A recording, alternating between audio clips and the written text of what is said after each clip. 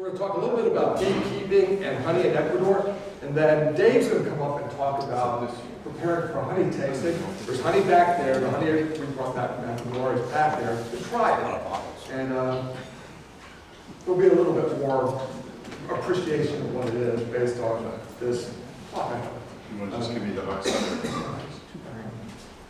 Okay, just in case you're not familiar with Ecuador, because we weren't. It is located on the equator, unsurprisingly, on the Pacific coast of South America.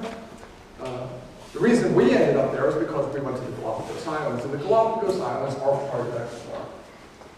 Okay, and there are two main cities in Ecuador: Quito, which is the capital, and which I misspelled, and Guayaquil, which is the financial center, which is where we traveled through our way to the Galapagos.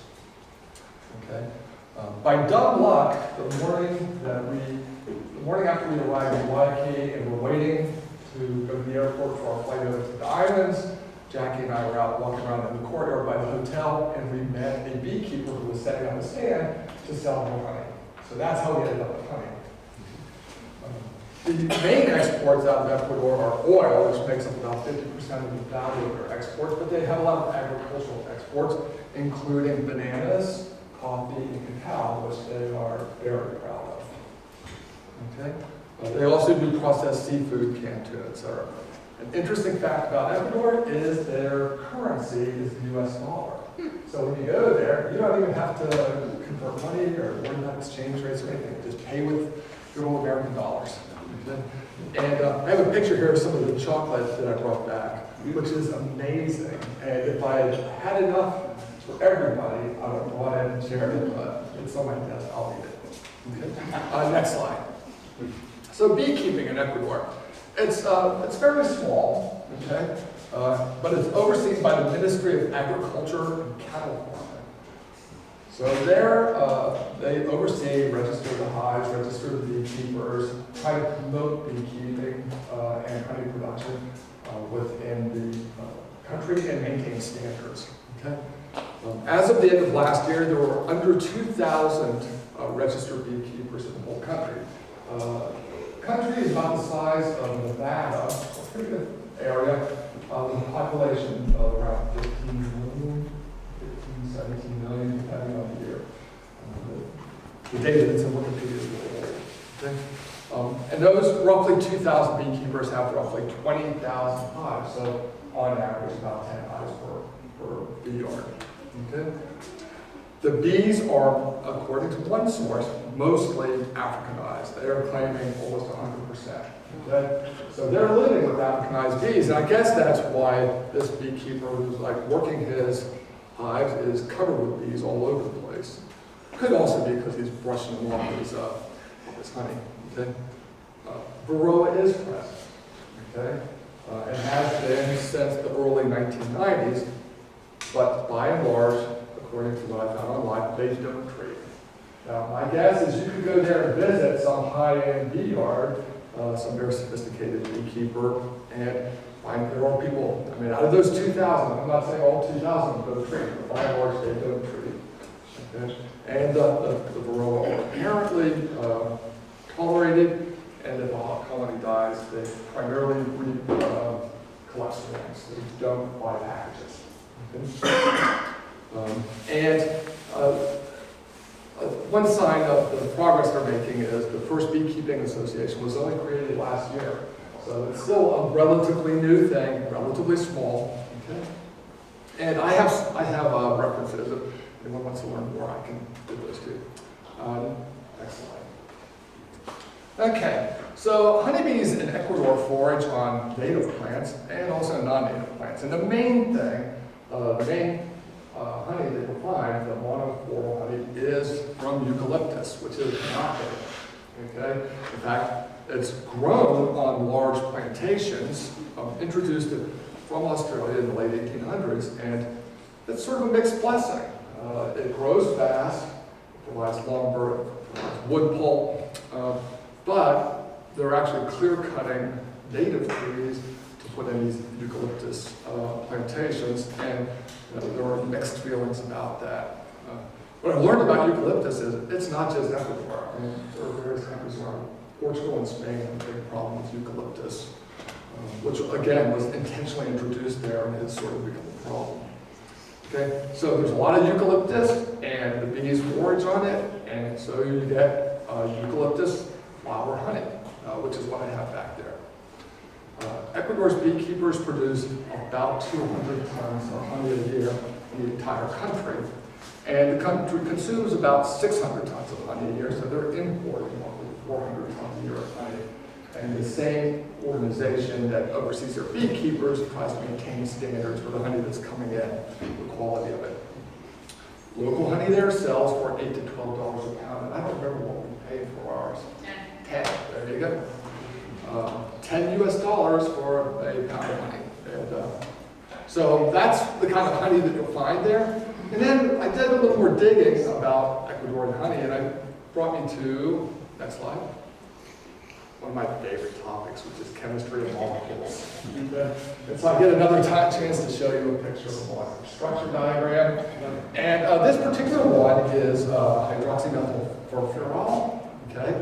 And it sounds really exotic, and it sounds like some complicated thing, but HMF is formed during what we call a Maillard reaction, or the browning. During the browning of foods or anything that contains sugar. So if you bake bread, if you make toast, you're doing the Maillard reaction, and HMF is being formed in the bread. So people can measure this, and there are graphs online of the concentration of HMF in bread versus time in an oven. Okay, so something to be freaked out about, but it is present in honey. And there are standard words. There's the EU honey standard and the Codex Alimentarius, which specify the maximum HMF content of honeys. And it's not because they feel like it's bad for you, but it's used as a marker of whether the honey has been stored properly or has been subjected to too much heat. Because if the honey is heat processed, the HMF content will go up. If it's stored in a hot warehouse for too long, HMF content will go up. And so they set limits, and by and large, the limit's around 40 milligrams per kilogram or 40 parts per million of HMF in honey, which is permissible. The Codex makes an allowance for honeys from declared tropical origin that they should contain less than 80 milligrams per kilogram, because it's not really fair to have them expect the same temperature storage conditions. So those are the levels that are supposed to be in there.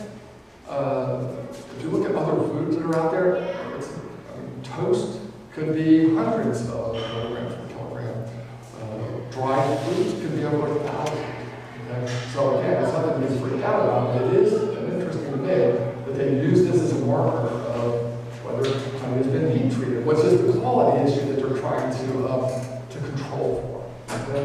And then lastly, I just point out that in a recent assay, if you look at the honeys from Ecuador, I think there were like 25 different honeys from around the country they tested. Almost all of them came in under the recommended levels, but there were a few that were over. And when you taste the honey that we have here, I'll let you judge for yourself. But when they say it tastes like caramel, I've been trying to find information online about what is the threshold at which you can detect it, because people actually put it in intentionally as a flavorant in foods. So there's got to be information somewhere on what level you have to put in for people to detect the flavor and find it to be pleasurable. So, Was that caramel? pardon me? Caramel? It's formed during the process of making caramel. So it is a single molecule. Now caramel is obviously much more complicated, so it'll have lots of different molecules in it, but HMF is one of them, okay? And it will contribute to that flavor, because apparently it has a sort of caramel odor, okay? And I would say I was struck by the flavor of the honey from Ecuador when I first tasted it. I'm like, wow, what is that? I think I know, but I'm not sure yet. So that's all I wanted to say. Dave's going to come up and talk about the tasting, I think. Yeah. And then I would encourage you all to try the honey from Ecuador. Can everybody hear me? Yeah. So here we have a little setup. It's the same kind of setup we do every time we have a tasting. And a couple years ago, Kevin put together for us a tasting chart. Oh, I'm sorry.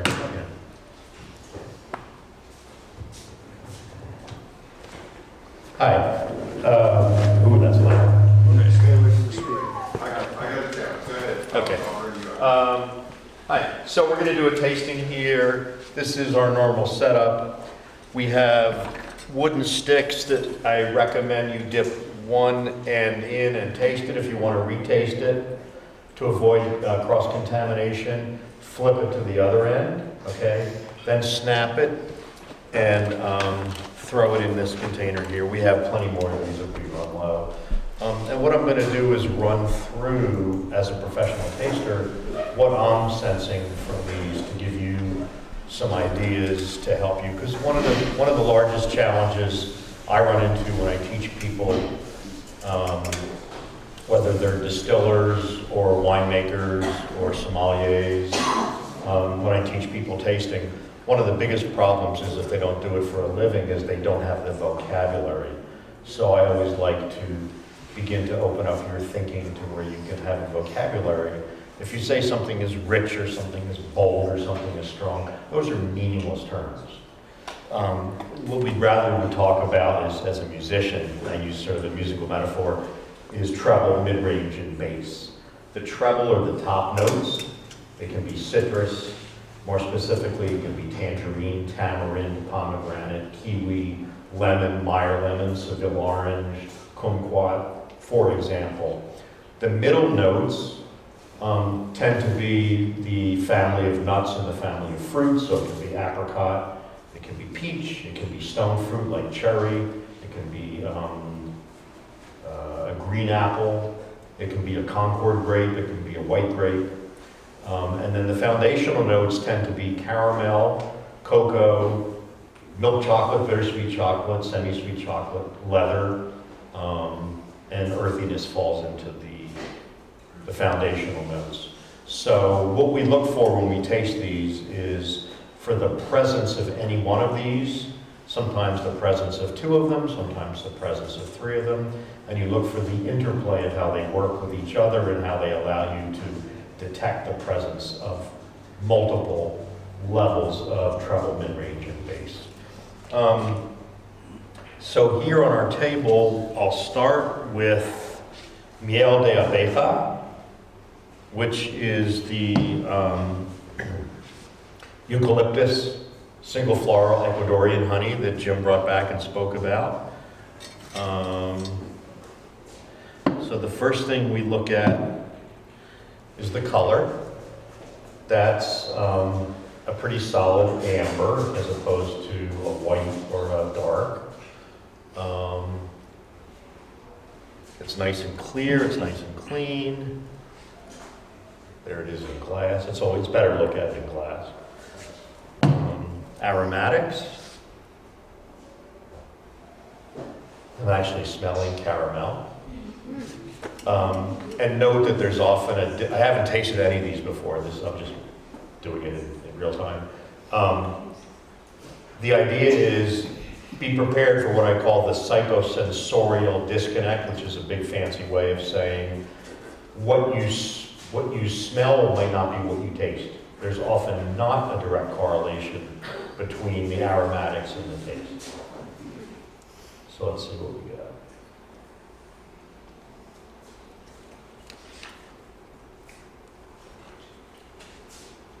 It has a fruitiness in the middle.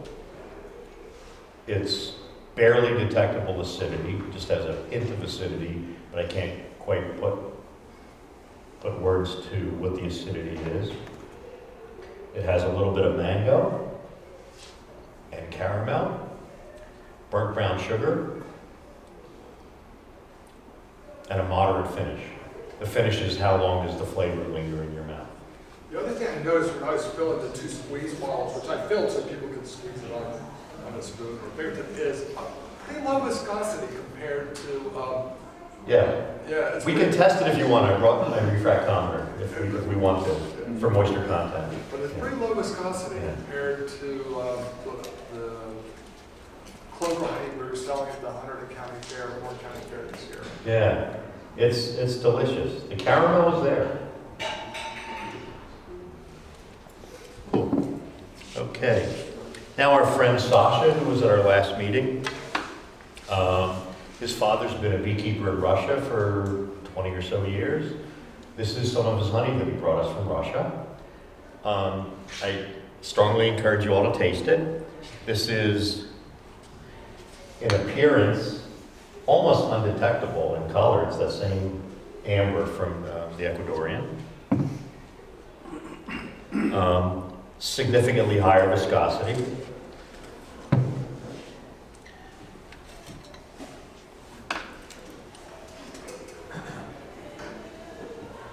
Totally different aromatics. It's got a woodiness. It has a medicinal. It has a peppermint and a menthol. Higher acidity.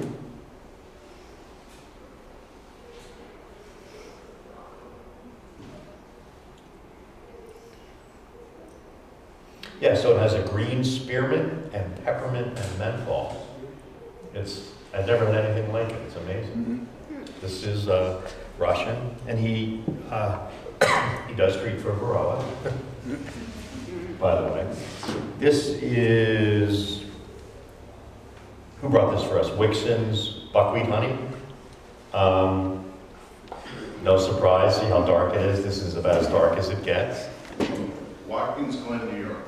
Watkins Glen, New York. Very cool. I love this. When I used to live in Tennessee, it was all about the buckwheat honey. So this is like motor oil. Dirty smoke, is that a dirty? Dirty smoke. Long spoon. Oh, thank you. Good call. I don't want that. I don't want cross contamination. No, thank you. So this looks like 40 weight, 30 weight oil.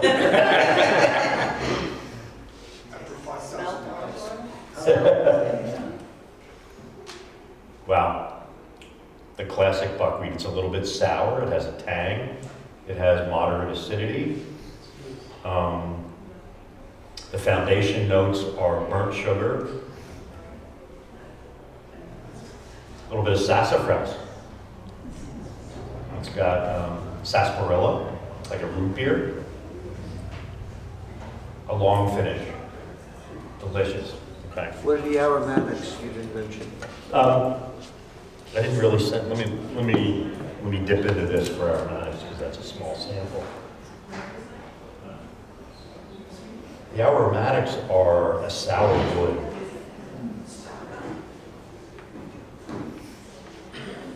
Yeah. Delicious. Okay. Now I think we might have had this before. This is crystallized, but it shouldn't matter. This is Ukrainian sunflower honey. The Shannock Valley Beekeepers, Somerville, New Jersey. Does anyone know where this came from? Yeah, we purchased it at the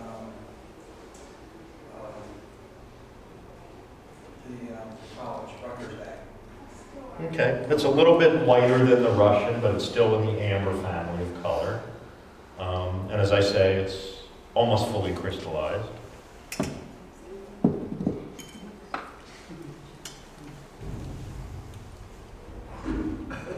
Sorry. It's okay. Woody, orange. No top notes for acidity that I'm getting other than perhaps orange peel. And let's see what it tastes like.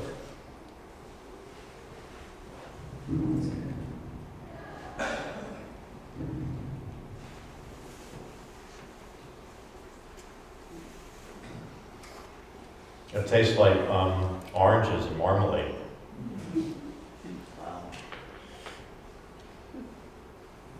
So it's all mid notes with a little bit of acidity, no foundation. And then the last one we'll do, unless you want us to expand it, I just want to keep it within. Usually if you taste more than 5 at a time, it's like the old story of the perfume counter, and after 3 you get olfactory fatigue and you have no idea what you're smelling anymore. So similarly, you can saturate and get neurosensory, olfactory, retronasal fatigue from doing what we're doing here. That was a lot of big words. This is macadamia blossom honey from McCaulley, Hawaii. A slightly lighter amber, but still in the amber family. See if we get some out of that. Oh yeah. It's like a safflower with a slight tang and maybe apricot aromatics. I'd be interested to see if the apricot delivers into the.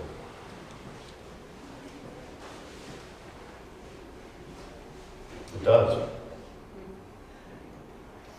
So this is stone fruit in the middle. Has a lemony top note, so it's got good acidity. Remember, treble, mid-range, and bass. Got good acidity, good mid notes. A moderate finish, which means the flavor lingers for a moderate amount of time. A slight tang. Buttery mouthfeel. It's the only one of these that has a slightly buttery mouthfeel. That's how it feels on the papillae of your tongue. Thank you. So let's taste. I'll stay here and answer questions and share, helping bring vocabulary to your mouth so you can say things other than wow, it's sweet.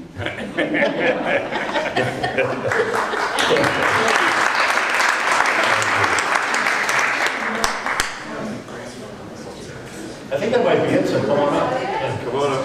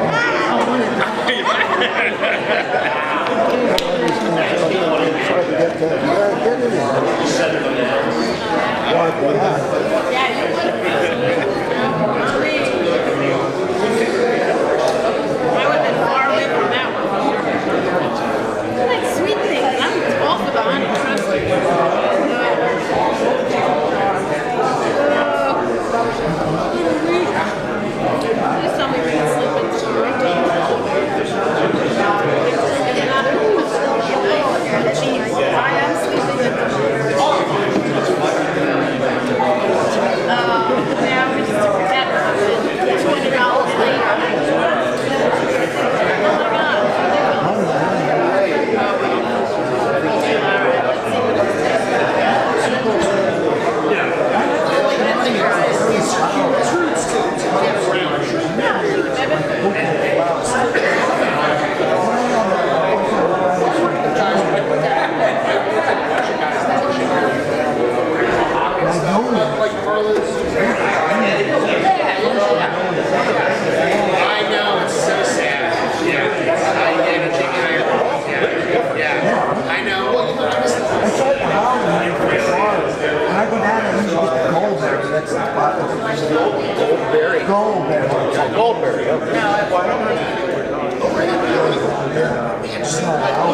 What about orange peel? Yeah, that's an orange can be. Oh, really? It's not specifically for orange. I've heard it's an acquired taste. I've heard that. So, I haven't acquired it. I know when they're in bloom, the air smells. Oh, it's intoxicating. It smells so good. Orange.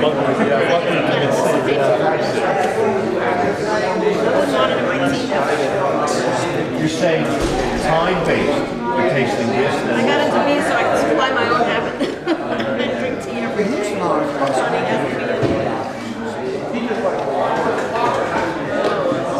How many lines do you do now? oh, that's the That's us too, right now. Hopefully we'll get every over the winter. A lot more. Yeah, and it's like, Oh, nice. All right. I did the Yeah, one yeah, that's the acidity. before they did that. So I can't put my finger on it. grab It's them something just like, in the nick of time. it's something like a mandarin orange. If I lost this It's a one, tang. I know it because they can't go Yeah, yeah, That's like magic. that's what that is. Sometimes when you taste things, you taste everything, we call it real.